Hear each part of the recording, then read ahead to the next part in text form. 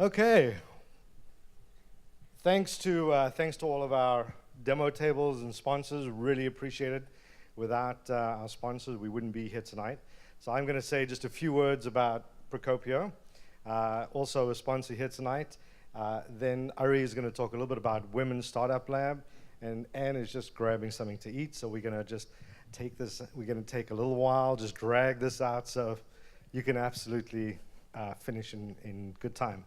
So I am a full-time lawyer with Freudian slip. With Procopio, Horie, Hargreaves, and Savage. It's one of the largest California law firms, headquartered in San Diego. As I said, it's full service, so it has all of the things that startups need. I'm the leader of our emerging growth and technology practice group, but we've got the litigation, which you'll never need, hopefully IP and all of the other practice groups.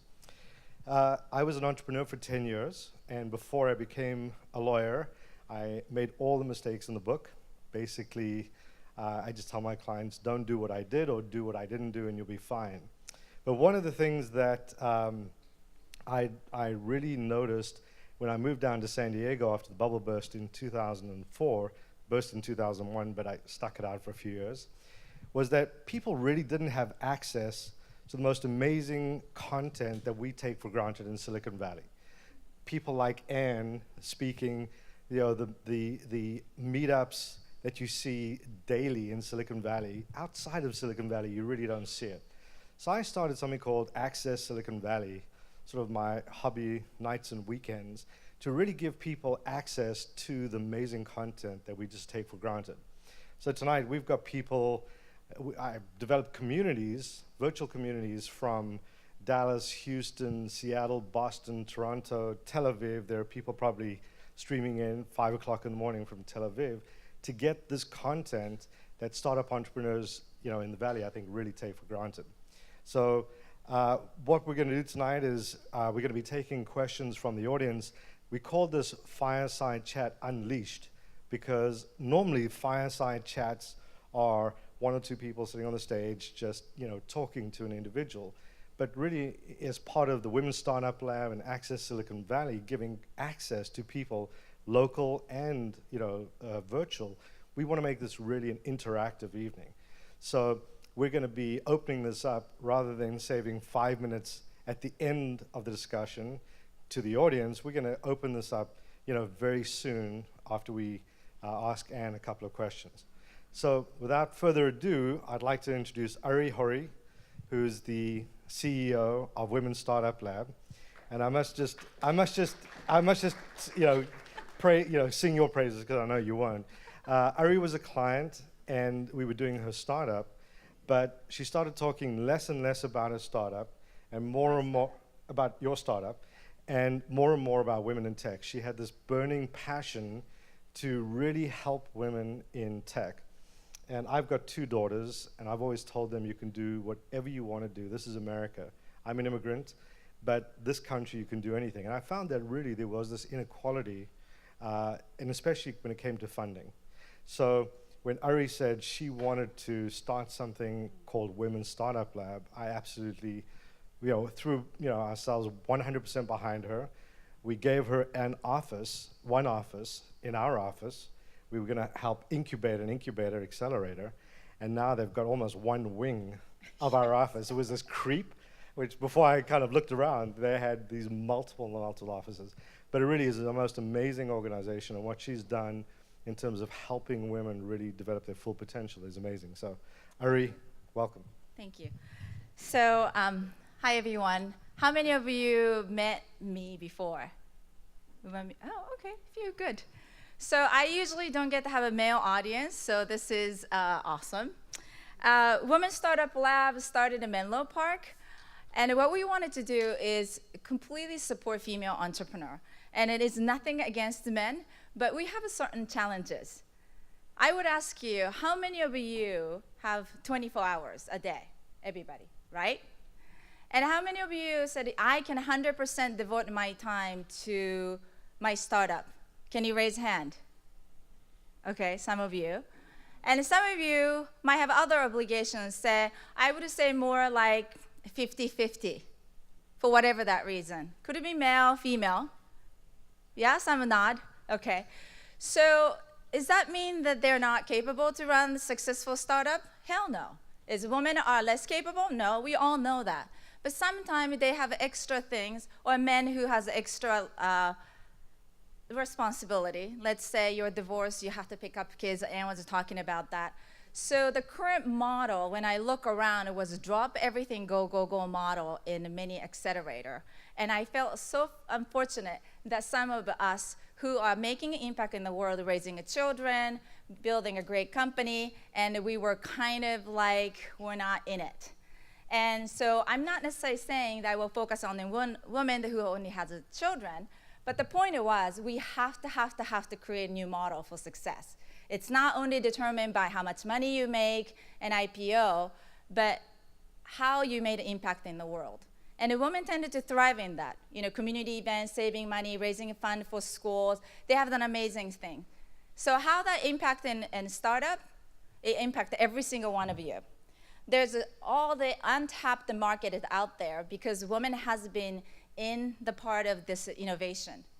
And many of you might know, when you have a mixed team, so women in your team, the return of investment is 30% higher than one kind gender team. And unfortunately, startup, this particular industry, tended to be male dominated. And I am not here to preach you anything about women.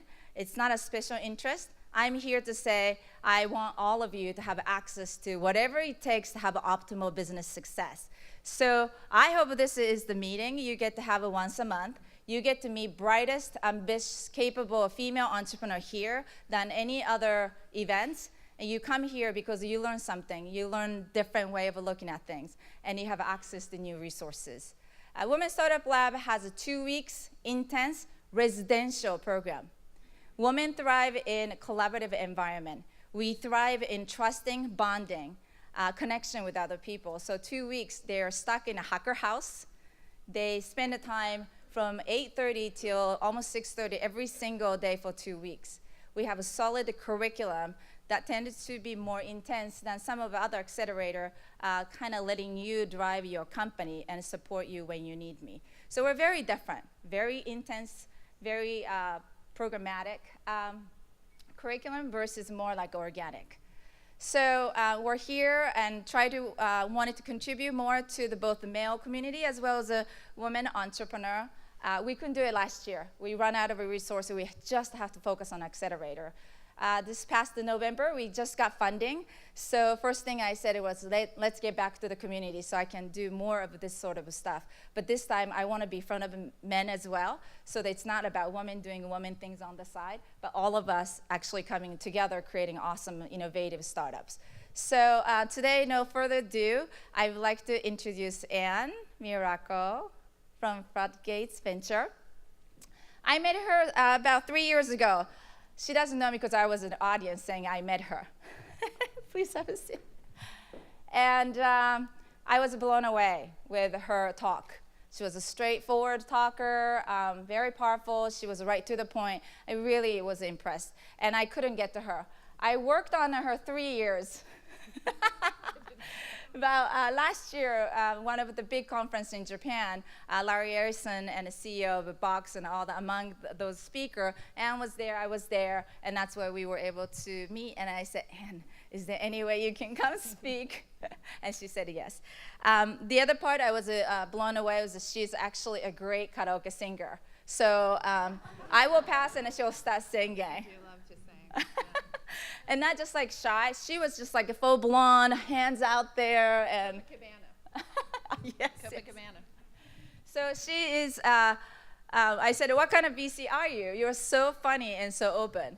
And I was just having this like stereotype, so I apologize. But I thought she would be the great VC, great guest to kick off our 2016 January 1st session. So, and among many other investments that you made. Was a TaskRabbit and the Lyft and many others here. So you can kind of share some of your background, but please welcome Ann today.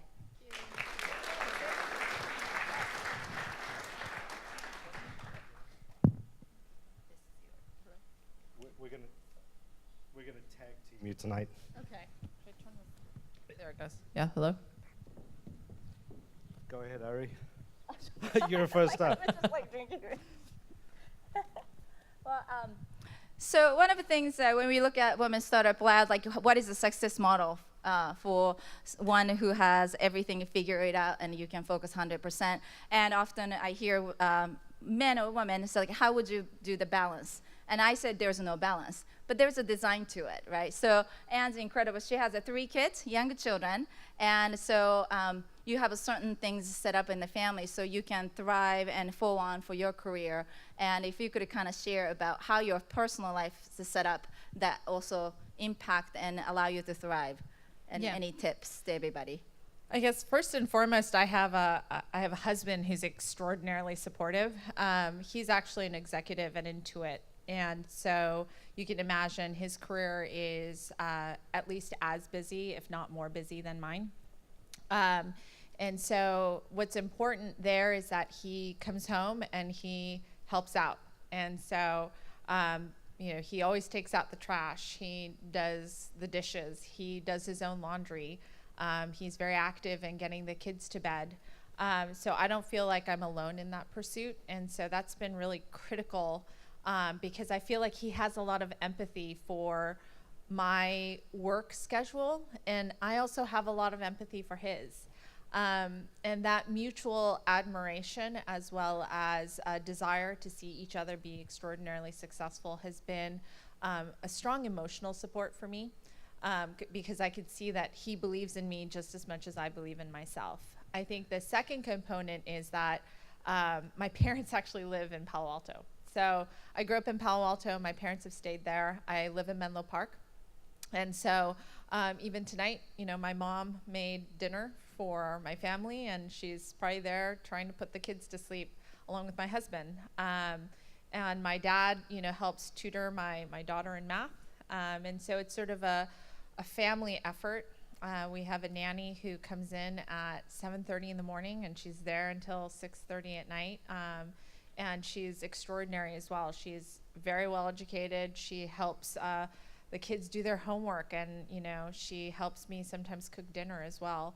And so it's really literally takes a village to operate the Miura-Ko household. But I find that between friends, family, and people who work with us, who pretty much are family, we make it a successful model. Great. And as you have seen many entrepreneurs come through, and you made quite a number of investment with Mike Maple, your partner, is there any common theme or characteristic that you see from entrepreneur you've invested? Can we get some sort of a secret? Yeah, it's funny. I'm actually teaching a class at Stanford on this in the spring quarter. And I tried to call it Hunting Thunder Lizards, but then the departments, the School of Engineering, they were like, that's too business school-y for a title for a class. So now it's named something, I don't even remember what it is. But the theme was, what do these companies look like in the early days? The ones that have breakout success. And I've taken to calling them category kings. There's a group called Play Bigger that is coming out with a book in June that I think all of you should read. They came out with actually an HBR article recently that I think is really good about what do you see in the data when you look at companies that are ultimately very much a breakout company. And the way Mike and I think about it is we categorize it into 4 different areas. The first is actually category kings. So category power means you are defining your own category. So as an example, Netflix did not disrupt the video rental space. I think disruption itself is a false word. What they did was they created their own category. They created the customer behavior of expecting videos to be dropped off at your house. They created the model that it was a subscription business. And so fundamentally, the way they created the idea of what it meant to be interacting with movies and how Netflix created a brand there was fundamentally different than anything anyone else had experienced in the video rental space. And so we think of looking at a business and trying to understand what category can this become, and is it a huge category? Is it a category worth winning? And is it a category in which this company can become king? So that's first and foremost the most important thing we're looking at. The second is company power. Can this founder create a company that lacks technical debt or organizational debt? Can they actually move fast enough to create a business model that is ultimately scalable? That's company power. The third is product power. And there we're looking for companies that are able to create product market fit. Do they have the right experimental mindset? Is there enough surface area here for them to attack that they will then be able to, win within this market? And then last, we're looking for some sort of proprietary power. And proprietary power is probably the easiest to spot for us from an early stage standpoint. It usually involves an insight, either technical or market driven, that is unique. And what we think that is most important there is that it's non-consensus, but right. And so there, what we're really looking for is not, we are the Uber for Japanese food. That's not what we're looking for. If you can compare it to a lot of other startups, it doesn't really work for us. We're looking for what is your unique insight, either into the market or your technology, that allows you to see something that no one else sees. And those are the 4 ingredients that we're most compelled by. So a thunder lizard is not necessarily synonymous with Eileen's unicorn, right? Yes. It's a company that meets all of these criteria. That's a thunder lizard. It's a category king. And so it's not, one of the things that we've looked at in the past is, did it exit, right? Did it exit at greater than $1 billion? But there are companies that will exit at greater than $1 billion and then quickly fizzle out. And what we're really looking for at the end of the day, so if I were to say what makes life satisfying as a venture capitalist when we retire, that is, you look out in the world and you see the legendary companies that you have helped build. And that means, it's not just a flash in the pan. It's not a business model that worked just for today, but it's being able to fund and work alongside the Jeff Bezoses of the world, the Larry Pages, the Sergey Brins of the world, the ones that actually are able to build a sustainable business for a long period of time. So, and I'm sure there's a ton of people here and virtually that would love to pitch to you. What are the best ways to pitch the way, something you love to see when people pitch to you, and conversely, what are some of the things that when you see it, you just want to run for cover? You can be honest. Yeah, it's usually like the comparison to other companies that aren't even really well established yet. We are the, rap genius meets Uber for, home cooking. And it's just like, I'm not even sure what that means. So that's usually what makes us run.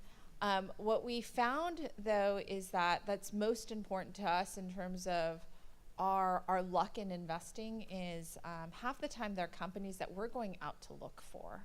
So the inbound businesses are fine, and most of those come through other entrepreneurs that we really trust, and so it's been curated down by the entrepreneurs that we work with. But the ones that we go out looking for, so I have particular areas that I'm doing a deep dive into. If it meets that criteria, then it's the most interesting to me. So it's, in my mind, it's more of a hunting and gathering rather than waiting passively for a company to be introduced to me. So just, kind of a follow-on to that, what do you see in terms of entrepreneurs pitching to VCs generally? What are some of the biggest mistakes that they make? Not that anyone here would, but typically speaking. Probably like if they don't tell you what they're working on fairly quickly. So if I don't get a sense of what your product is fairly quickly, it takes me a long time and I have to kind of pull it out of you. That doesn't work. It's just a coherent storytelling capability. So if there isn't a story or a narrative as to why your business exists and why it's a huge market, and not like some analyst from IDC said it was a $3 billion market, but why is it that you can capture it? That to me is the big mistake that we too often see. Okay. So I have this question, and I thought it was interesting. What are the 3 most important questions the entrepreneur should ask a VC before they take their money? Oh, well, number one, and probably like the most important is, I don't even think you should ask the VC. You should be doing reference checks on that VC. So, it's surprising to me that we do reference checks on the entrepreneur, and the entrepreneur oftentimes does not do that on us. And we're very confident about our reputation. So if you want contact information for entrepreneurs that you should be talking to, we will gladly give it. The best entrepreneurs will go out and look for people to talk to proactively themselves. So it's back channel referencing.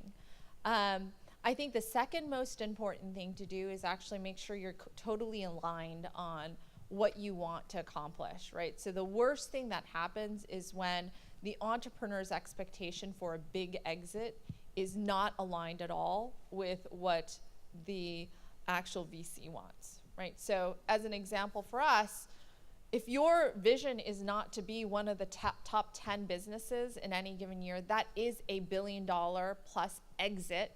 If that's not your vision and you feel like a $100 million exit is really great, you should not be taking money from a VC like us, right? There are other angels. The great thing is that there are lots of opportunities to take capital from a lot of different sources of capital these days. You need to make sure your exit desires are fully aligned with your VC. And too often, there's miscommunication, misalignment. The other thing is just sort of, what are you looking for from your VC, and do you think you'll get it from them, right? So as an example, with me, if you want a gold star every time we meet for the things that you've accomplished, I am not your gal, right? I like to tell you what things are missing, where we need to push on. And if you don't want that type of feedback on a regular basis, if that's not the way you thrive, then you should know that. And that is something you would also find out by doing your back channel referencing. So the working styles have to match. And if you don't really understand how your VC works and you don't really understand what their expectations are, that's where the big mismatch happens. So, people often say you want to look for value add and look for VCs that are really going to add to your company. Does that really happen? I mean, I've seen a lot of companies where we don't get the value add. I think it was Vinod Khosla that said, look for a VC that can help you hire. I mean, what do you think in terms of really finding people that can help you? And there was something else that just sort of as a follow-on, just because somebody has, a VC's built a company, scaled it, sold it for $1 billion or $500 million, does that translate into someone that really is going to be value add, in that respect, or is it just someone that can kind of empathize with the VC in terms of what they're going through? Yeah, so I think, I personally don't have operating experience. I worked at McKinsey, I worked at a VC firm, I got a PhD. Those are like anti-operating experience. But some of the best VCs in the industry have no operating experience in an actual business, right? So, or very limited. And I think, Fred Wilson has written about this. He doesn't have operating experience. He's been sort of a career VC. Mike Moritz was a journalist. Peter Fenton has very limited operating experience. So the notion that you have to have started and been successful within a startup, I think does not necessarily translate to you're a great investor. I do think it really helps with the empathy. So I love the fact that actually my partner Mike was a founder of a company that went public, because I can go to him and I can say, does this make sense? And like, what is this entrepreneur thinking? Like, is this even valuable to the entrepreneur? Is this the type of feedback we should be giving them? And we can have a frank discussion about that. And we have actually 2 additional partners who have founded companies as well. And so I see value in it, but I don't think it's the only way to get get that kind of knowledge or experience. I also think that the benefit of someone like me is that I'm not relying on my personal experience, and I'm not necessarily going to come to you and say, in my experience set of one, this worked, and so you definitely should do it. I'm working more from a portfolio of experiences where I can say, here are the things that we've seen, and let's work through first principles, why this would work in this case and why it wouldn't. And that's where I feel like my PhD background actually helps quite a bit. I oftentimes return to first principles to think about what works in certain instances. Is it okay? So I know you're a VC, and besides just being VC, you were quoted as one of the most powerful venture capitalists by Forbes. And what made you so special? Is there anything you think you do special, difference, that you can actually smell next thing? And what kind of your past, the grown-up or parents upbringing that shaped you the way you are? Can you kind of tell me a little bit about you specifically, how you became so good at it? I don't know if I'm like a venture capitalist career. I think starts at 10 years, and so I'm sort of 7 years into it. So I think that I still have so much to learn. I think the first thing for me has been, my dad always said this one thing to me that really is always rung true. It's my dad said, no matter what you're doing, be world class at it. And he would say this to me like as I was doing my calculus homework in high school, right? And I'm like, this is ridiculous. It's like integrating. And the thing that really made a difference was I had to do work study in college as part of my financial aid. So I was supposed to work something like 15 hours a week. And so I had two options actually. One was refilling formaldehyde levels in a biology lab, or going and working on paperwork filing for the dean of engineering. And so I took job number 2 because number 1 did not seem very appealing. And job number 2 was kind of boring, right? Like you go and you probably wouldn't do this today, but like you find these manila folders and you get these like papers that you have to put into files and you label them. And then you get paper cut. And then you get a paper cut and you go Xerox things. And I remember on the first day of work, I said to my dad, like, I'm going to do this job. And he said, well, remember, be world class. And I said, Dad, you clearly don't understand the business I'm doing. Like, I'm working on filing. And he said, well, no matter what, like, just try to make it world class. So I distinctly remember sitting in front of this Xerox machine, trying to figure out what in the world that meant, and deciding that my Xerox copies were going to be so crisp and like not blurry and like completely straight. And I took this attitude with everything that they would throw at me, and gradually they just gave me more and more responsibility. And what was funny was I hardly ever met the dean of engineering, but one day he pops his head out of his office. He was this kind of old man, and he was really gruff and kind of scary. And he said, Ann, who are you? And I said, oh, I'm Ann. And he said, do you have some time right now? And I said, yes. And he's like, I need you to give this guest of ours a tour of the Yale campus. And I said, okay. And I took this guy and I gave him a tour, and we started talking. And he said, where are you from? I said, I'm from Palo Alto. He said, oh, I work in Palo Alto. What are you doing for spring break? And I said, I'm going to go home, visit my parents. He said, that's great. How would you like to visit me and see what I do at work? And I was hopelessly naive. I said, well, what do you do? And he said, I'm the CEO of Hewlett Packard. And so, to this day, it's interesting. It was like this one week where he was making this announcement, and Bill Gates came, and there was this photographer, and it was just this coolest event. And I get back to my dorm, and Lou Platt has sent me this card that says, thanks for coming to visit me. And he said, there's 2 pictures I thought you would enjoy.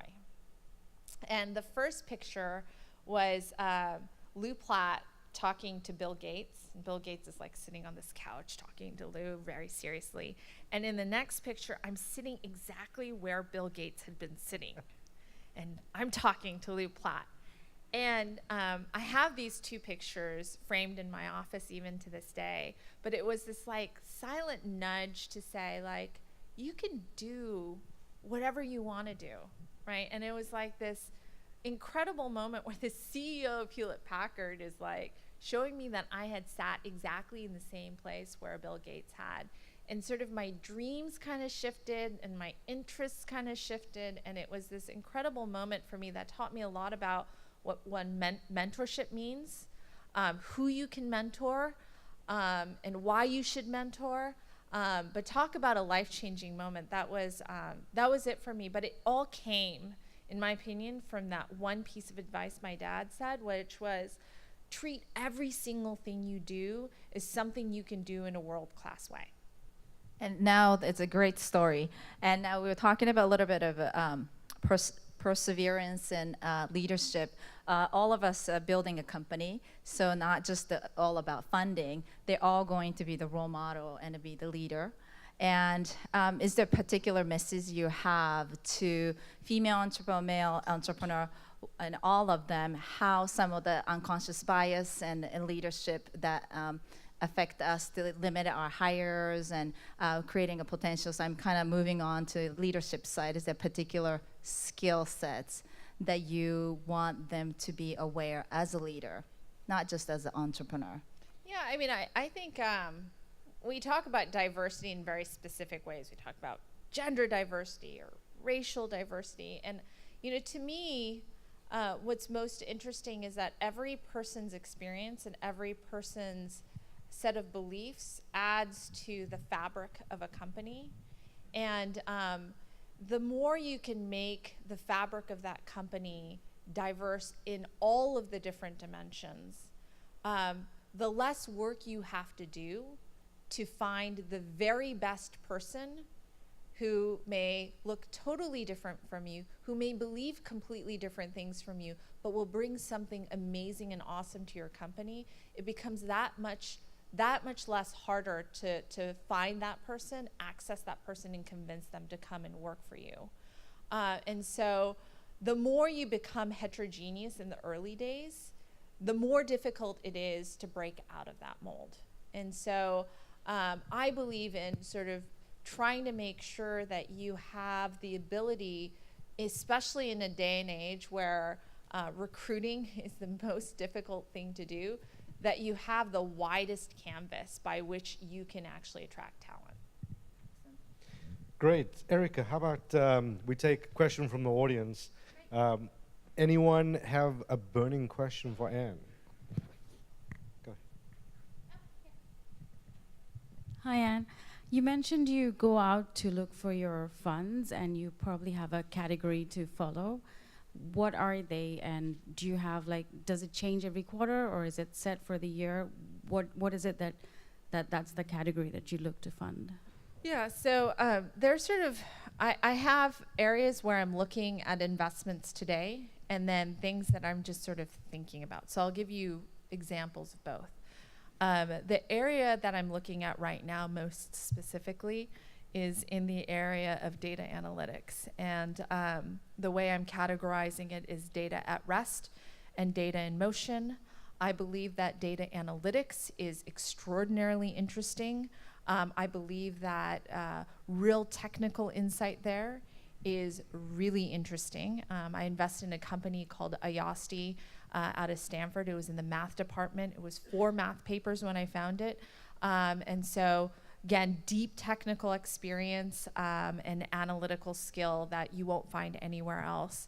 So that's something that really interests me. In data in motion, I think some of the infrastructure there is really interesting. I think, as an example, there's a company that I'm not involved with, Confluent, that is working with Kafka, I think is really interesting. Spark also is an area that I'm very interested in. But how do you make, transactional data something that you can really do analytics on a real-time basis? I think those are very, very great areas for new investments today. And then there's an area where I'm just sort of pondering it. I don't think I'm going to make any investments in the space, but when I first invested in Lyft, the reason why that I thought it was interesting was John and Logan came, and they were talking about transportation. And you have to move yourself back to 2010. There were no transportation startups at this time. The only comp we had was Zipcar, right? And John is telling me the story of how the economy fundamentally changes the landscape of the United States every time there's a change, a significant change in transportation. So he takes me through, the digging of the canals, and then there was the railways and the highways, and you can actually see the physical landscape of the United States changes as a result of these transportation initiatives.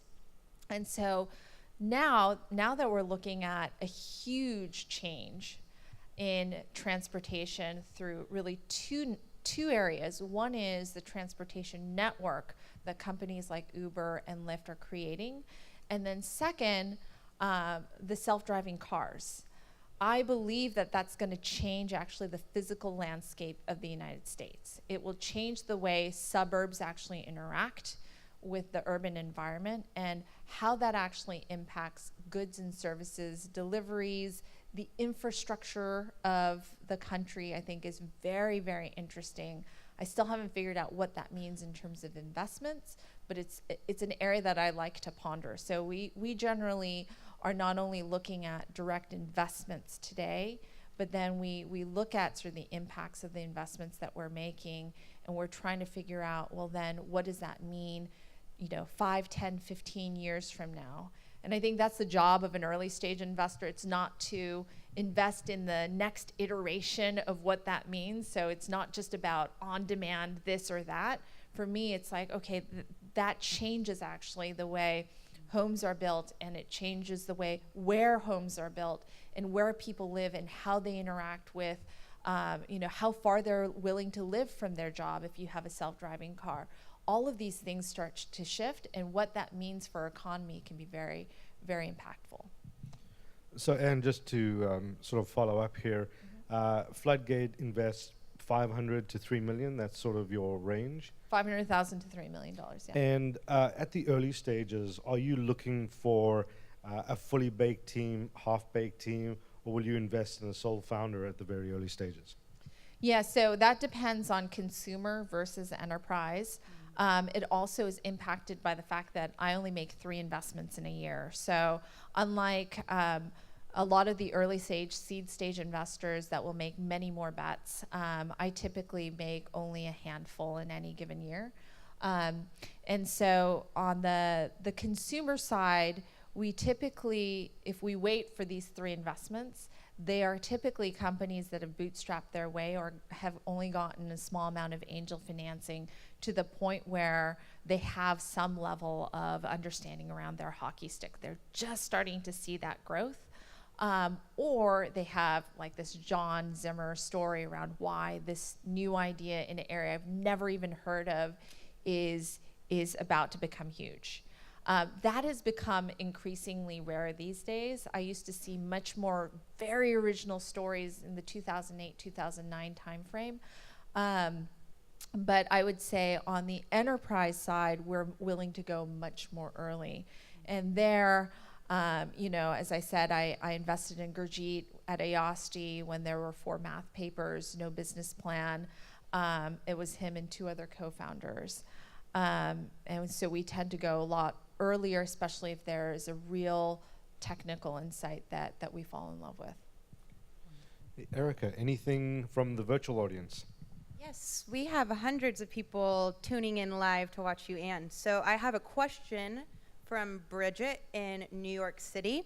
She'd like you to please describe how your best founder or portfolio company relationships function. What are the qualities you have experienced that you enjoy the most? Yeah, I think for me, it's actually intellectual curiosity and honesty. I'm teaching this class at Stanford, and so I was going back through board decks that I'd seen for Lyft and Zimride. And there were just all these experiments that they were running on what it takes to get this transportation network off the ground. At first it was sort of a platform, and then they were experimenting driving vans and then buses. And in all of the companies that I've worked with where there is this striving for constant rigor around what are the experiments that you're running, what has worked, but then more importantly, what has not worked, and how are you performing relative to the rest of the market. I really, really appreciate that. So one of the teams that I'm working with right now is a company called Thinkful. And not only will they tell me what their growth rate was, they will tell me what the growth rate of the market was. And so they'll say, in this sense, it was awesome, and in this sense, maybe it was more market. And so when you take that into account and you say, okay, they grew 3x over the last year, and the market grew 2x, you get a sense of how much you should be excited about that company. I don't see all of our investments doing that, but that transparency around learnings and then trying to benchmark yourself and then being able to have the honest conversation of like, are we outperforming? Are we not outperforming? Where is it working? Where is it not working? That's what I really enjoy. Questions from the audience?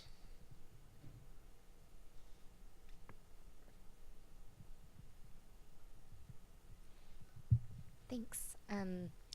So Jawbone just had a down round, I understand today. And my understanding is that between Q3 and Q4 of this past year, venture capitalists in Silicon Valley invested 30% less. Is the bubble fizzling out? And what counsel do you have to entrepreneurs who are looking forward to getting funding in the next 6 to 9 months? Yeah, I would actually divide it up by late stage financing and early stage financing. I haven't seen that much slowdown in early stage. I think it may be coming, but it's the late stage that we're seeing slow down pretty significantly. And we've seen it actually slowing down for quite some time. It started out in sort of the SaaS space when there was a public market correction. Then the late stage investors started to slow down there, and now it's trickled down to the consumer side. I think in general what we've been counseling all of our startups to do is think about burn rate. And I think this is regardless of whether or not they're late stage or early stage, the place where you get really caught is when you start to believe that you can always get that next round of financing. And it used to be true that next round of financing was very much available if you could actually just demonstrate a high growth rate. So you could spend your way into solving that problem. The unfortunate truth is now people are taking a very, very detailed look at your burn rate. And so because that's what the public markets have been doing. And so as a result, it's harder to get financing, even if you have decent growth rate, if you have high burn rate. And I think that'll also trickle down to early stage financing as well. You just don't want your burn rate to outgrow what level of revenues you're at. And so you can't spend your way into growth. There's a bigger emphasis on figuring out a scalable business model. But in general, I think it's a healthy thing actually for entrepreneurs to work with some limitations and some constraints around resources, right? That's fundamentally the definition of a startup company. And so in a lot of ways, I think it will drive rigor and creativity. And I think it's a good thing in general for the industry to have that sort of paranoia that you might not be able to raise your next round of financing. I have a quick question. I often hear foreign entrepreneur come in and said, I want to get into Silicon Valley and so on. And they considered if you come here, there's more money to it, but that there's more competition, obviously. And also one of other pretty famous accelerator, they publicly did in the past said, we're not interested in anybody who has an accent. We don't even take it any further. So I think each organization might have a formula, but do you have any thoughts on foreign company who created pretty good runway and result, and they want to come here? Do you have any advice before they do such a big leap to come here? Is any red flag, any things that they should think of before they just come here? I think you want to get you want to understand sort of what your what you're going to be swimming in, right? So I think the very tide around here is very different relative to other environments. So you're competing for talent in a very different way, and you're competing for capital. I think, though, the thing that's interesting to me, though, is like, there's a story of a kid in Mongolia who, so this is a country where I think a third of the population is nomadic. This kid took classes at MIT by video, and I think he was like 15 years old, and he was the second highest grade in the class. And if you can imagine, this is a country where a third of the population is nomadic, so getting great internet coverage must also be pretty challenging. So when I read about this, I was thinking to myself, not only like, that is crazy that a kid, I think this is also in circuit design, right? It's crazy that a 15-year-old in Mongolia can get on video and learn about circuit design from a professor at MIT and take second in the class. But also, now that that is possible, what happens to the world of, when we talk about a global economy, it is now truly global. And the notion of entrepreneurship is also truly global. And that's game changing, right? That means, that's the whole reason why you don't need connections to Sand Hill Road for people to get started with a company these days. That's the reason why we believe fundamentally at Floodgate that, that when we talk about who's the next Mark Zuckerberg or the next Bill Gates, it's not necessarily, a hacker in a hoodie.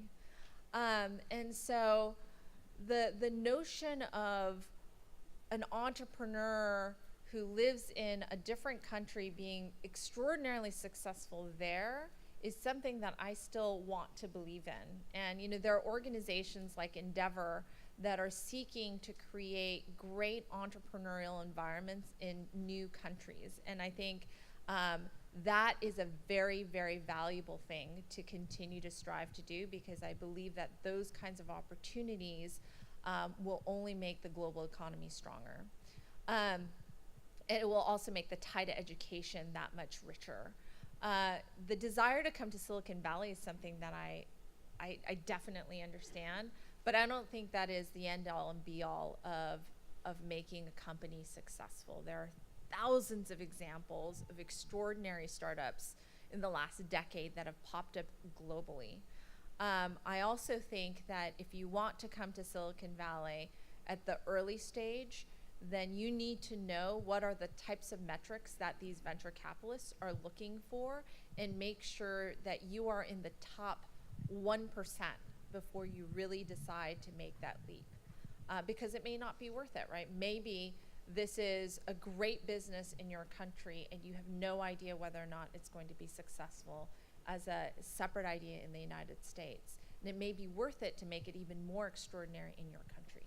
What was actually interesting, I was up at 2 a.m., so my mind is kind of mush. The guys that just went public from Australia. Atlassian. Yeah, they said it was actually a benefit that they really grew in Australia, because they weren't caught up in the whole Silicon Valley. You have to take a ton of money, you have to grow really, really quickly, and get to that billion. There's a whole chattering class here that I think you can get tied up in, the way people think. And I think there's something really lovely about being outside of that. And a lot of times we as VCs are actually seeking out new geographies even within the United States. So, my partner Mike makes a lot of investments in Austin, Texas. It's because we found really fresh ideas in these other places. Great. Erica. Well, speaking of Texas, we have Del Mitri, who asks you, how do you know you're asking for the right amount of seed funding? Oh, that's a really good question. These days it's actually more of an art than a science, to be totally honest. I think you need at least 18 to 24 months of capital. If you're not asking for that, you're not asking for enough capital. And so you should be doing really a bottoms-up analysis for that. The other thing that I found is that a lot of companies aren't really thinking about what it takes then for that amount that they've raised, what it takes to raise that next round of financing. So as an example, if you're a SaaS business and you've raised somewhere north of $2 to $3 million, if you aren't on a plan to get to somewhere between $250,000 and $500,000 monthly in revenues, recurring revenues, then your plan isn't aggressive enough, right? And so oftentimes I'll meet with this company, they'll say something like that to me, and I'll say, well, we need to revise the plan in order for me to be able to even consider this as an interesting investment. And if you don't believe in that plan, then I can't back it, because I just know that the next round of financing will be really challenging to do given what I'm seeing in the market. So, you want to make sure that you've talked to enough people and you understand sort of what the requirements are, not only for this round of financing, but now for the next round of financing. Can you hit those milestones with the capital you've raised? So teeing off of that, what are some of the most common mistakes that you see entrepreneurs making, sort of at the early stages? Are there any commonalities? Yeah, I think the most common one is it's a matter of perspective, and this is hard because as an entrepreneur, you're living in your own world, and it's the most important world, right? But when you're pitching to a VC, the VC typically is not just looking at your company as a single entity. You're looking at it within the context of the 5 to 10 investments that I've met with in that week, the 150 emails that were inbound that I saw that week, as well as whether or not it fits amongst my investment thesis, right? And so if I'm going to go outside of my thesis, it better be darn good.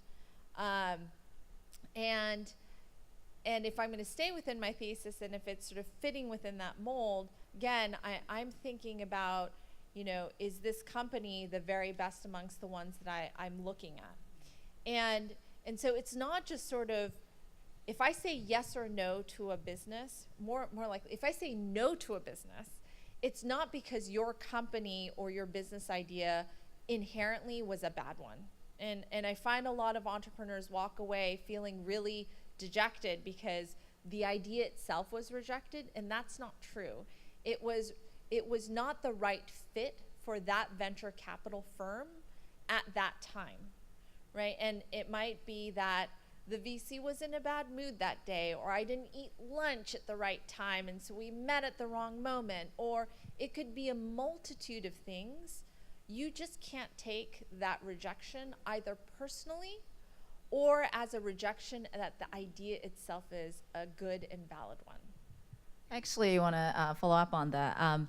One of the advisors here in Silicon Valley, Heidi Rosen, one time spoken to me, said, let me tell you, Ari, 90+% of those companies is not a VC fit idea.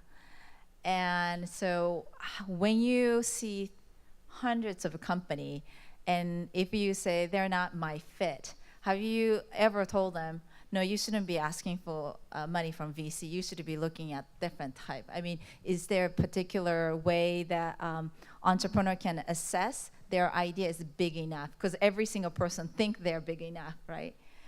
And when they're not, how would you tell them so they can actually? Well, actually, I mean, that depends on the relationship I have with the entrepreneur. I mean, if it's a student of mine, oftentimes I'll say that idea is not good enough for you.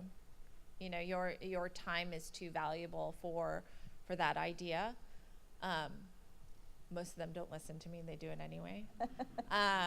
But I think that I have actually been quite honest with people that I met. I'll say, especially when I'm looking at these big data analytics companies, a lot of times they'll tell me, like, I have this crazy technology and I'm going to work on ad optimization. And I'm like, well, ad optimization just isn't my thing, first of all. But secondly, like most of the great technologies in data analytics, if you're really awesome at what you do, you don't need to go into ad optimization, right? And so either the technology is not that great, or you haven't been creative enough, and so you need to go off and think about which one that is, right?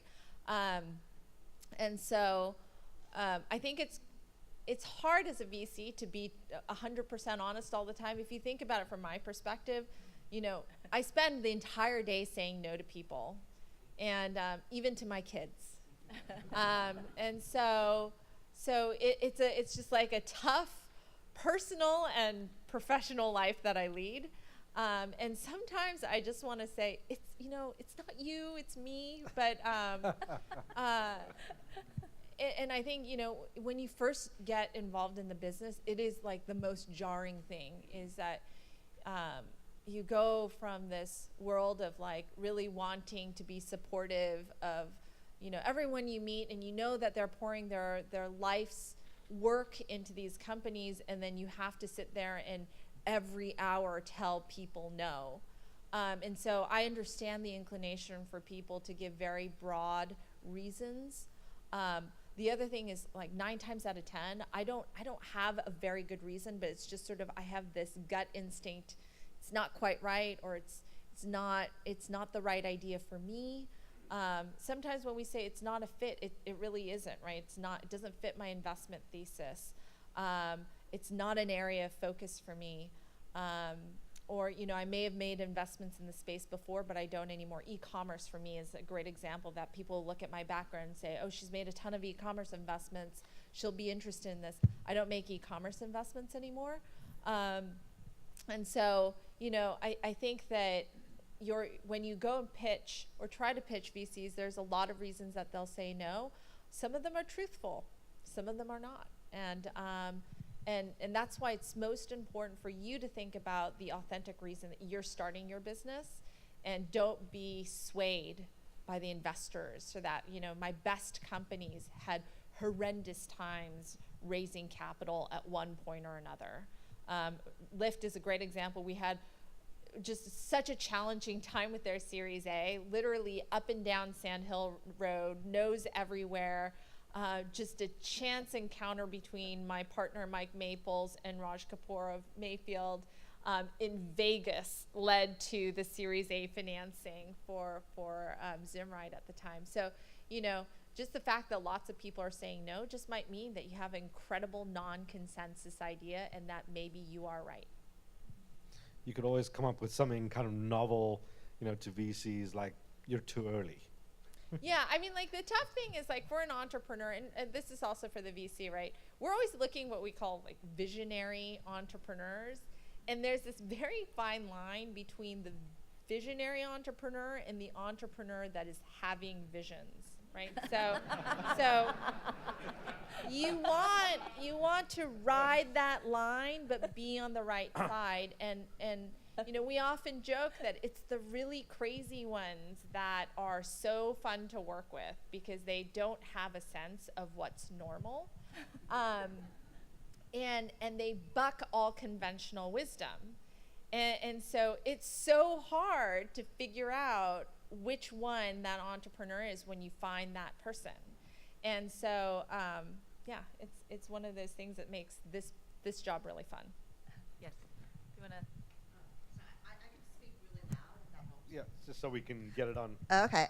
So to your point of, sometimes it's just sort of, you haven't had lunch, but at what point is it, when it's really not so much about it's not you, it's me, it really is you. Like you see a great company, it's a great idea, but that particular founder is not, hasn't the experience or the execution capabilities and so forth. How often do ideas come to you guys where you guys say, like, I really love this idea, but you guys got to switch out this executive? Yeah, I found, so at the stage that we invest in, the idea and the entrepreneur are so tied that we can't possibly say, if the entrepreneur isn't right, but the idea is, we'll just switch out the entrepreneur. That just doesn't work. Those two are one in the same. And so at the seed stage where you're forming the idea, you're going to market, if you don't have an entrepreneur you can back, you don't have a company you can back. And so to me, you can't tease those things apart. I haven't found a single case where that was true. Can I ask a question about some of the very engineer or scientists that they often feel like I don't have a fit to be a great CEO, to pitch and so on. Do you have any guidance to them when they feel like I'm not outgoing enough, I'm not articulate enough? Yeah, it's really interesting. Like when I have a founder of a company called Ayasti. It's this guy who had these 4 math papers. He was a postdoc at Stanford, and he started this company with another former PhD student, and then his advisor, who was the chairman of the math department. And very unusually, amongst these 3 co-founders, no one wanted to be the CEO. And Gurjeet, who was sort of the youngest in the bunch, picked the short stick, right? And like had to become the CEO. And for a long time, he was kind of haunted by this. He didn't feel like he had the right experience. He was just like a math postdoc. But it was interesting. Vinod Khosla actually, when he did the Series A, turned to Gurjeet and said, "You need to stop asking whether you're the CEO or not. You need to declare that you are, and then it's up to the board as to whether or not we fire you." And and it was like very, I think to Gurjeet that was like it just released him from this notion of like, am I the CEO? Like, should I be replaced?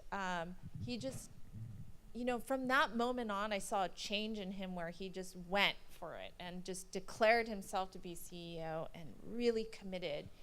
And like, it's a complex business, right? He has a direct sales force, channel sales. It's like selling these huge contracts to very large institutions with a very hard to explain technology. And yet this guy who was funny, like he comes from India, and he was telling me, my relatives think that I've started this company because I couldn't get a job. And I said to him, well, it'll all change when you're in Forbes. And he was in Forbes recently. And I'm like, did it all change? And he's saying, well, it changed a little while before, but yeah. But I found that question of like, am I CEO? I don't have the standard experience that a CEO should have. Well, the CEO actually is such a series of unnatural acts. I'm not really sure what prepares you to become CEO except for being CEO. Because by the time like that question comes to you, the critical question that the company needs to face, all the easy answers have been considered. And so only the tough questions come to you, right? And so it's a tough and it's a lonely position, right? I've seen actually, this is not talked about often, but founders getting extraordinarily depressed, feeling like they are so alone in that decision-making process that it is a very lonely position.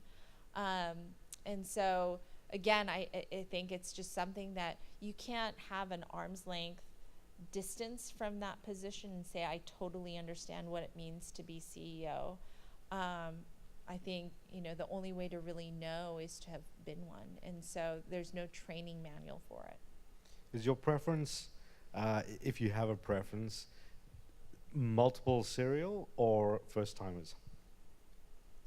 Oh gosh, we talk about authentic entrepreneurs, and so in a way, it's not even close to being serial. It's sort of, you are wedded to this one idea, and it's the only idea. It's like the one and the only. And so we like to see, the entrepreneur and the story and the narrative as to why this company. So if you're at a whiteboard trying to come up with great ideas for starting a business, to me, that's not the best way to go about it. I funded ModCloth one day, and for some reason I had like 2 or 3 fashion startups that day, and I had a couple of Stanford students observing these pitches. And their observation was, we saw all these entrepreneurs come in. Most of them were engineers, and most of them at the time were really enamored with the iPhone. And they were pitching these fashion startups, but if you ask them, and they were guys, so if you ask them like, okay, you're about to do a fashion startup, you're doing a lookbook on the iPhone, presumably for fashion magazines. What's your favorite fashion magazine? Like, it was deer in headlights. They had never actually thought of their favorite fashion magazine and why it would be their favorite. Whereas the same day Susan Koger walks in, and she has been vintage clothing shopping since she was 13, and she started the business because she wanted to sell stuff that didn't fit her, that she just bought because it was beautiful, and she had, you know, a sale on the first day, and then she was hooked. She wanted to find another way to then grow the business. To me, that's a level of authenticity that is very hard to find, but the thing that it gives you is the superpower that when things go bad, and my one guarantee is that things will definitely go bad at some point, those are the entrepreneurs that don't leave. And those are the entrepreneurs who figure out a way. And they figure out a way in the most creative, innovative ways. I think of like Ernest Shackleton, right, who was this explorer of the South Pole, and he gets caught in the ice and basically makes it out with every single one of his mates alive. Those are the types of entrepreneurs we're looking for. It's the adventurers who have an authentic reason for going on that adventure, because when things go wrong, those are the types of entrepreneurs who will figure the path home and figure out a path home that works for everyone. So if you don't have visions, you're authentic and an adventurer, you're 3/4 of the way there. Can we take a question from the virtual audience, Erica? Oh, from virtual, yes. I have an interesting one here from Mark. He says, 0.5% of African Americans receive funding from investors. We know here in Silicon Valley, it's 3% for female founders. How can I feel confident, or how can founders feel confident seeking out investors if statistics do not go in their favor? Yeah, you know, I think about this from my own my own life perspective, which is I've been in, you know, electrical engineering as an undergrad, where there were only 2 women in my major, and I was one of them. And then in my PhD, there were just a handful of women, again, because it was a mathematical field. And in fact, every single woman who was in the mathematical component was actually a foreigner, right? And I think about, even when I worked at McKinsey, we had a class of 40, but even then, I think it was just 4 or 5 women in that group. So if I had looked at those numbers before I went in, and felt like I knew them, I think I also would be, if I was judging those fields based on those numbers, I think it would have looked a lot less attractive. But I kind of think of myself as a pioneer, right? I like to go into places that are uncharted, and I found that there's a certain advantage to that. You get noticed. You can wear the red jacket when the dudes can't.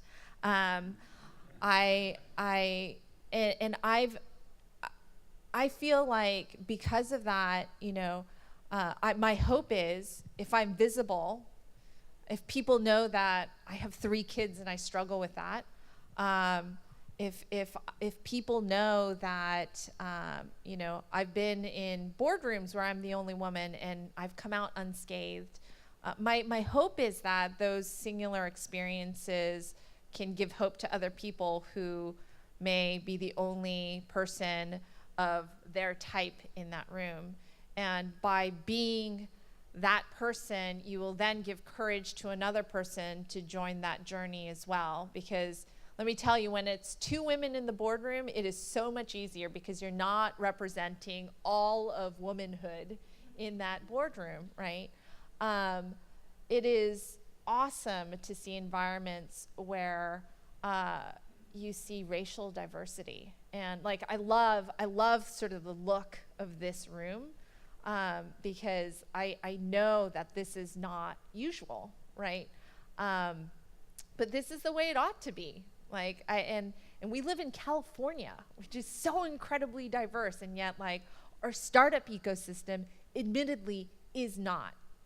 And there are people like Mitch Kapoor who make such a difference in bringing attention to that, these types of issues. But I think that the one piece of advice I would give any entrepreneur who feels like they're on the outside is don't be afraid to make the pitch. Because once I was looking at data and I was comparing it with another large VC, and we were looking just at gender data, and my partnership at the time is just 2 partners. And we had more females pitching our firm than this firm that had 10 partners. And to me, that was disappointing, right? Because that means that the women, they're coming to us because we have women, but they're not going to the firm that has a bunch of dudes. And I would just say, don't worry about that. Go make the pitch. If you can get in that door and make the pitch. Because it doesn't matter if they look like you or if they don't look like you. If your idea has merit and you can convince them of that merit, then my hope is that they would see that. And I think people are getting better about it. I think that they are. Because I think the belief and the paranoia is the knowledge that the next Mark Zuckerberg or the next Bill Gates will not be that hacker in a hoodie. And I just want to add on, I just saw the quick video, said, how many of you think you're racist? And most of you said, I'm not racist. And I said, just saying it doesn't make a difference. You need to take action to not to be racist. So, as much as I tell women, don't let those data to ever discourage you.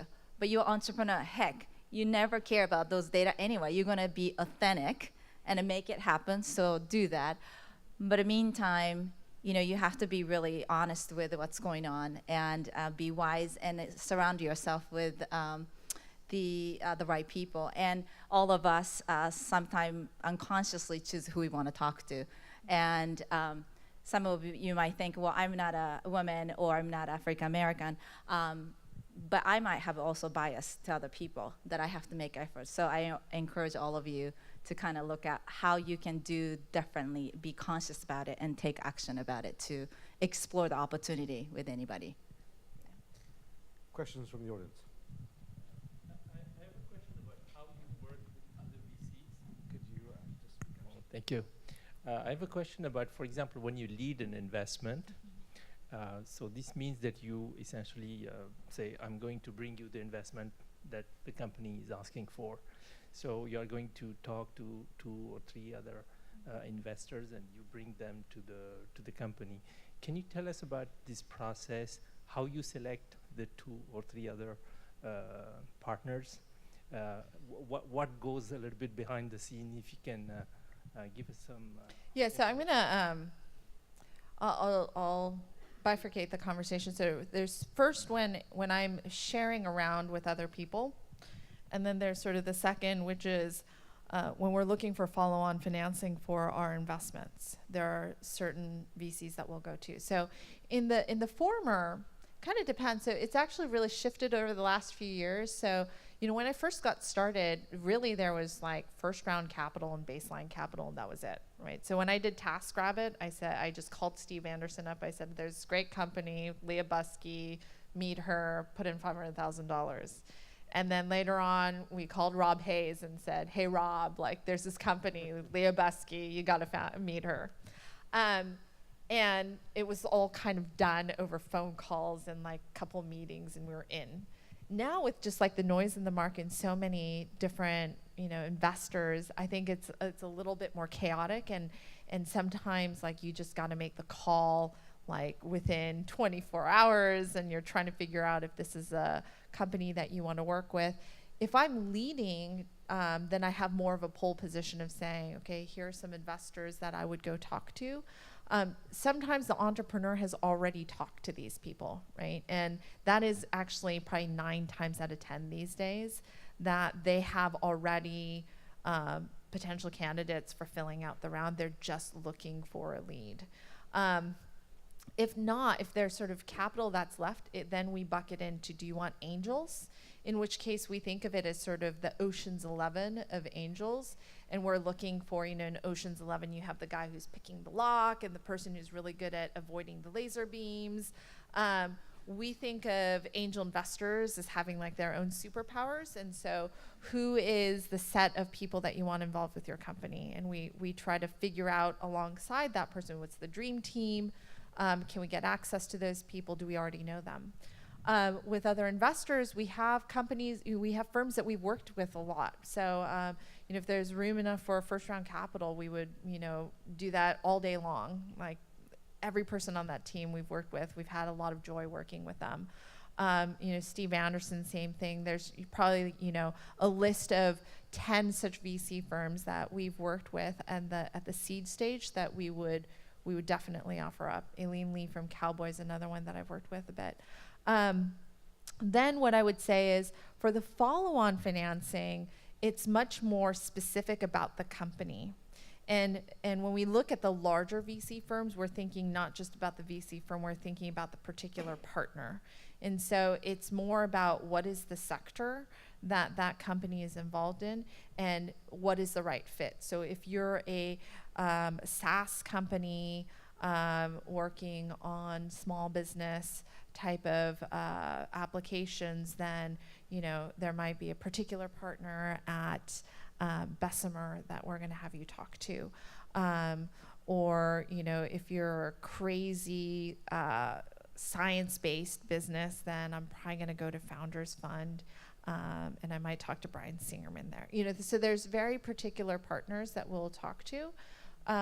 We typically will try to introduce them to about 5 or so VCs for that follow-on financing. We want to keep it to a relatively small group when they go out for a round of financing. Just as a follow-on to that, so a number of folks in the audience here have raised seed and angel funds. What are some of the things that these folks should be thinking about, some of the differences between sort of raising seed and angel funds as opposed to sort of going out for the first major VC round?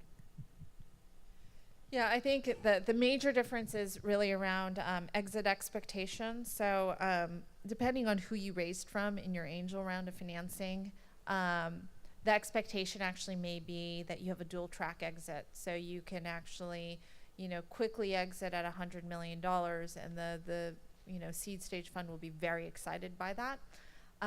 But typically when you raise from a, $450, $500 million fund, the economics are actually written into the size of that fund, right? So if you think about a $500 million fund, if they want to be one of the top tier VCs, they're going to have to essentially triple that. So it's going to be a $1.5 billion return back to the investors. Well, they don't own 100% of that, the companies in their portfolio. So really the portfolio value needs to be somewhere closer to like $7 billion, right? So a $100 million exit within a portfolio value that needs to reach $7 billion just doesn't even move the needle. And so now the expectation is you're going to move the needle on a $7 billion valued portfolio. And if you don't feel aligned to that, then there's major problems that are just already brewing before you even take the check. And so it's just that, I think it's that expectation setting and understanding what it means that's super, super important.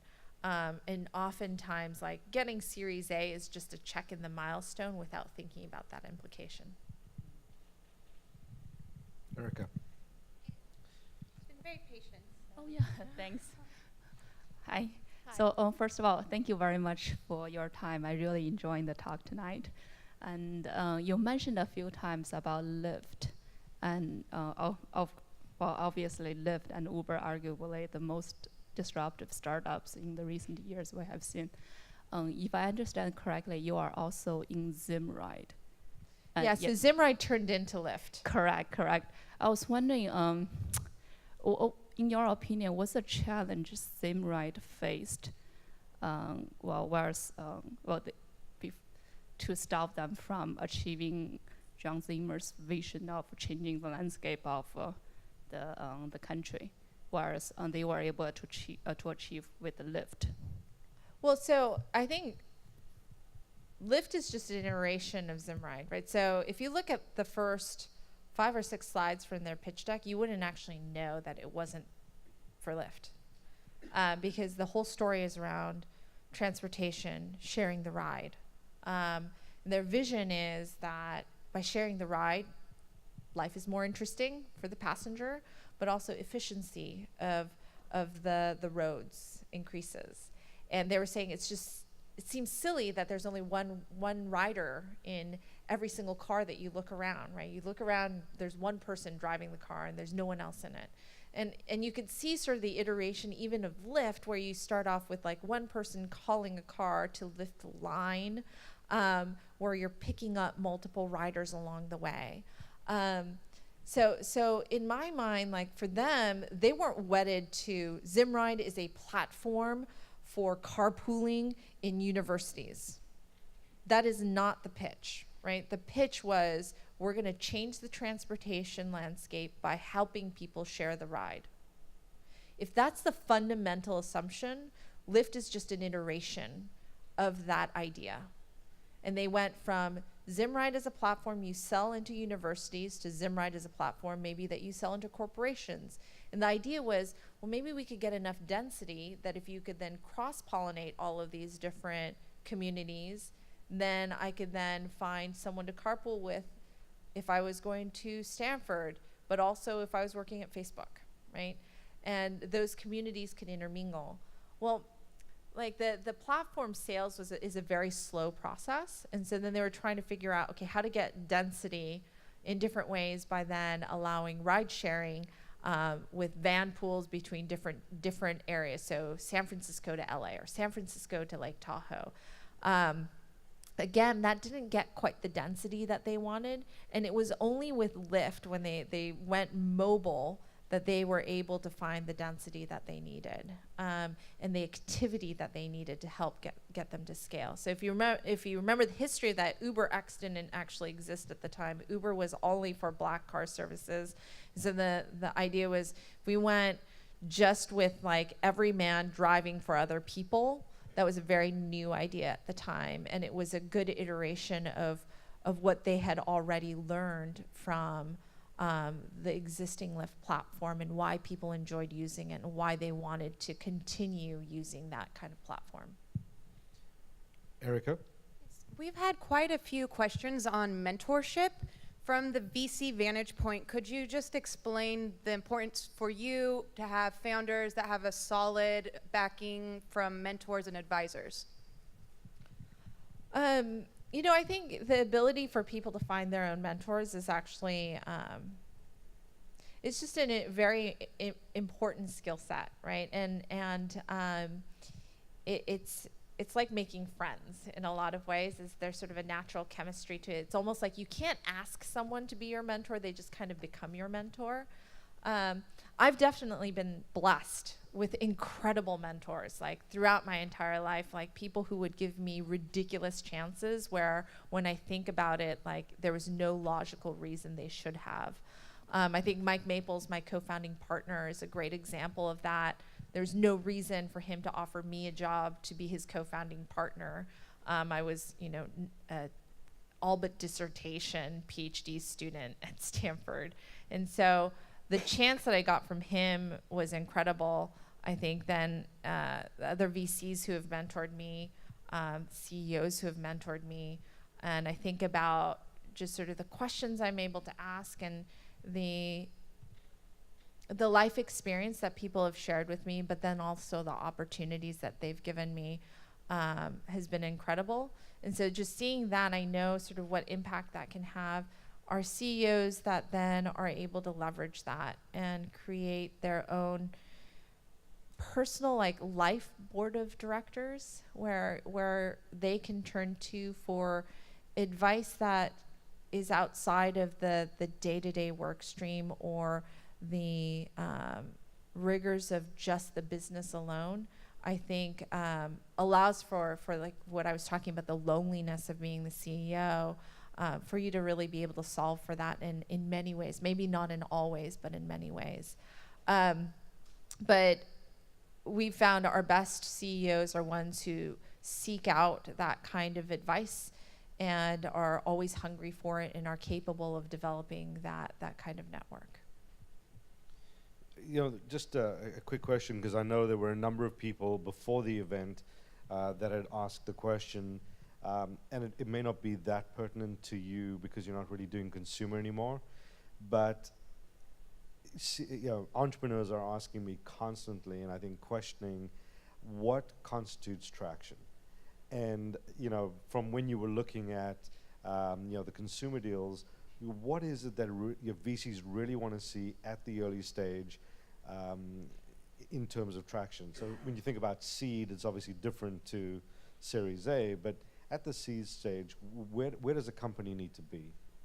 Yeah, I mean, I think the difficulty in consumer is that it's different for lots of different types of businesses. A marketplace will have certain GMV requirements. You know, for applications, I like a mobile app. It's not as much traction as it is engagement. So we're looking at DAO, and so it's really pertinent to like your specific sector, your ability to tell the story of why your numbers are sort of off the charts when it comes to what you're doing. So as an example, we had this one company walk in through our door and they said, you know, the total number of registered users was not ridiculously high, but they had this running average of daily active users to monthly active users that was higher than 40% consistently. And it was actually close to 50% in many months. And you rarely see those types of numbers. That means that people are coming back to it on a very regular basis. So it didn't actually look like a commerce application. It looked like a social network. And so to me, you know, it's these numbers that kind of I look at it and I say, oh my gosh, that's very unusual. Or, you know, we're looking at the level of funding that's gone into the company as well. So you might say, I'm looking for seed stage financing, but you somehow raised $4 million from angel investors. Well, you're not really looking for seed stage investing at that point, right? And so again, it's very dependent on these different factors, like how much financing have you really gotten? Are you really seed stage or are you A stage? And then for that specific type of business that you are you outsized? So when you say $50,000 a month in revenues, that's very different between a consumer, you know, I'm selling scarves on a website versus I have a SaaS business.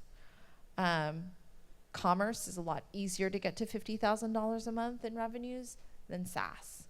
And so again, like really understanding what constitutes traction for your business is really important. And it's not sort of, we can't throw out benchmarks because again, it's dependent on what you're coming in with. So you've really demonstrated a high level of market fit. I mean, yeah, and you should know like who your other competitors are, or at least at your stage what the other companies look like, and you could say, look, we're far ahead of the market. You know, sure, like we have some people that are older than us, but at this stage in their development, they were much smaller. Or the ability to just say, you know, that these are early signs that our business is extraordinarily healthy. And if you're pitching a VC that knows that type of business, then they will know that those numbers are unusual. questions from the audience? Denise.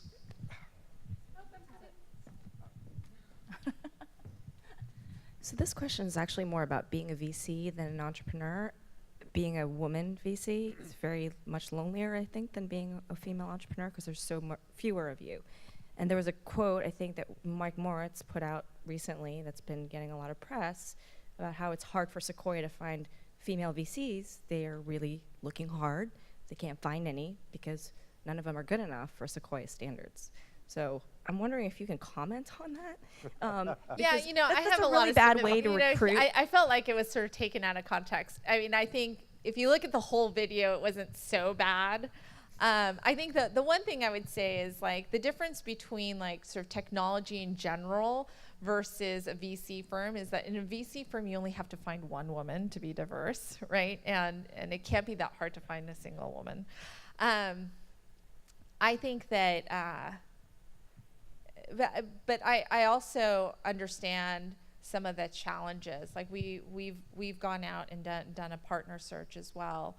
And I think that the good news is there's actually a lot of women who are now starting to do their own angel investing, and so they're developing a track record and being established as great pickers. And so I was actually really heartened to see the number of female angel investors who are starting to be able to show their portfolio of investments. There's a whole group out of Twitter, really great women who have incredible backgrounds both on sales and business development and product. And so very technical women like Jocelyn Goldfein, she's making angel investments. So you're seeing like an incredible number of people who do a lot of different kinds of investing that I think you will start to see a very different landscape. I know actually these VC firms are actually searching for women too. A lot of the recruiters in VC firms are looking for female partners. And so the potential for change there is actually quite big. You see even at Greylock now they have Sarah Taval there. And so, the knowledge that there's new women popping up, and also the desire of these firms to then expand their horizons is always nice to see. So what advice would you give to young women who want to go into venture and kind of take your path? How would they get into it? I would say don't get your PhD. That's the wrong path. Well, no, I think, here's what I would say. I think venture capital in general, whether you're a guy or a gal, is you have to be at the right place at the right time, right? And so like trying to design your career around becoming a venture capitalist is very difficult. It's like counting on becoming like a celebrity, right? There has to be like the right kind of pixie dust of luck that's thrown into the mix. And so the first and most important thing I would say is do things that you believe you would want to do regardless, right? Don't do it because you think it maximizes your chance of becoming a venture capitalist, because part of what you want to do is have the luxury of actually being able to make your own investments, because what these VC firms are looking for is some sort of track record and some experience set that's very unique. The beauty of being a woman is that actually you have already naturally a set of experiences that are unique within the venture capital landscape, right? And so as a result of that, you have a unique perspective. But then on top of that, if you're able to demonstrate that picking capability, then already you're starting to give yourself an advantage relative to all the other candidates that are being looked at. Because the one thing that they aren't sure of is even if you're a great operator of a company, they don't know if you're actually a great investor. Mm-hmm. And there's a leap of faith for that. And the closer you can get people to developing comfort around that, the better. But that requires, your ability to make angel investments, which means, if you follow your passions and you follow, you either, work at a company that's extraordinarily successful, or you could found a company, but that's, again, not required, then you open the door. And then beyond that, it's sort of using that career path, then get to know some of these venture capital firms and understand sort of and provide value to them, like, you know, point out a great friend who's starting a company that you think is really interesting, or make introductions to other executives that you think are doing really interesting things. And by doing that, you forge these ties to these venture capitalists that then, when they're popping their heads up to look for a new partner, they can think of you. So I think, you know, that's the path for male or female, in you know, any sector of the world that you come from. Yeah. Well, thank you. I think it's almost time, right? We had an opportunity to ask a lot of questions. As a last conversation, is there anything you want to ask audience for what you want? I know you said what you want to get, and you said a spa, so we got that for you. So that's one check. So anything you want to ask audience? The deal flow, everybody think it's like me, but anyway, what would that be? Gosh, I mean, I think it's, you know, besides, I think deal flow isn't really the issue, but I would say, like, the question I'm always faced with is, as the world gets sort of so much bigger, and like the world of entrepreneurs gets so much bigger, we have trouble covering everyone and everything, right?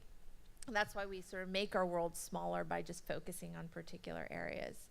But we're always troubled by this notion of, like, we're gonna miss the big one, right? We're gonna miss it. And like, you wouldn't believe how often we talk about the ones that we messed up on. Like, we talk about it every day.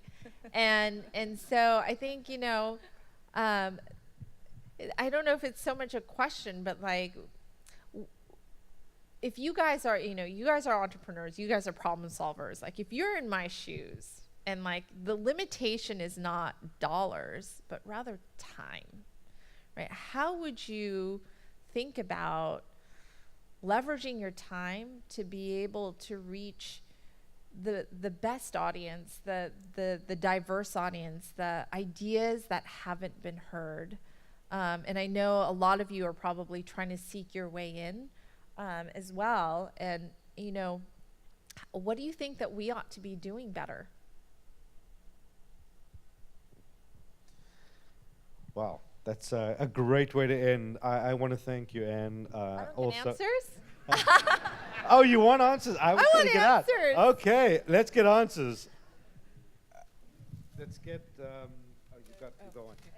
Okay, so here in the second row.